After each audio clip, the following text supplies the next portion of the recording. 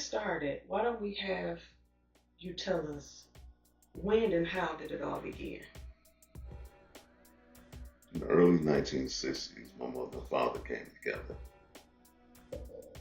1966, August 3rd, I was born. And I'm going to go into a story of telling this documentary, basically telling my life story, my ups, my downs, fun times I had throughout the 70s, and what life meant to me. From the people that inspired me to the people that betrayed me. It's a story that's going to be documented for my children, my grandchildren, great grands. It's the only reason why I'm doing this. I want them to know who their father was, their great grandfather. Um, So are you an East Sider or a West Sider? Well, east side, west side, north side, south side. I lived in all parts of Detroit.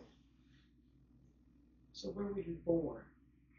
I was born in Crittenton Hospital, right around the block from Webb and 12th.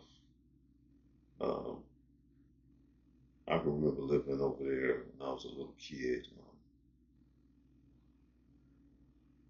It's crazy because people were so different to me as a little kid.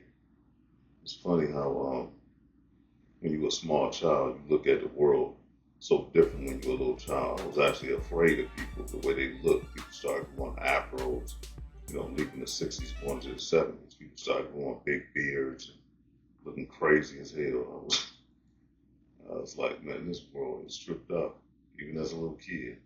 But as I grew older, I remember going back to what I was just talking about. I remember the riots a little bit, bits and pieces of the riot. I remember the National Guard told my father to get off that porch and get his ass back in the house. I was like, what in the world is going on? It was people shooting and screaming and cursing, and it was just crazy to grow up in a time period like that. It was just tripped out to me. So that must have been scary for a kid. I can't say I was scared because I didn't know what was going on. I was too small to understand what was going on. I just remember bits and pieces of it. I remember I had an uncle. He had a dog named Rex, and a friend of him, he used to feed this dog hot sauce and gunpowder. And right after that riot situation, that dog went crazy and tried to bite me. Threw him out on the front porch. That tripped me out too. 60s, the late 60s was something else. It was different. And I started my life in that era. It was crazy. Going into the 70s, I remember moving off Webb and 12th. In 1970, we moved on Law and School, right? And we moved in a two-family flat over there. It was nice over there back then. Enjoyed the neighborhood with white people at that time. That's when I really started to pay attention to life a little bit more. In that time period, my mother had brothers and sisters. They lived downstairs. Me and my father, my mother, we lived upstairs in this family flat. There were so many things we did over there. I remember having bike-a-thons at Belle Isle. They used to take us to Metropolitan Beach. Edge Water. That's the first time I went to see the point living over there. Now, Edgewater, where was that located? It was over there off 7 Mile, I think, in Grand River in that area. Yeah. It was old and getting ready to close by the time I went there. But the 70s was nice. People enjoyed one another. I think they partied a little bit too much.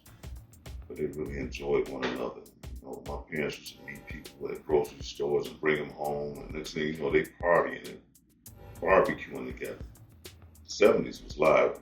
Black people had it going on back then too. A lot of black people had more than one home. People had cleaners, grocery stores, theaters. It was amazing in the 70s. It was peaceful. The kids played with each other, even though we got punished severely sometimes, but it was simply things was in order. I think it was more family oriented. People had their mothers and fathers.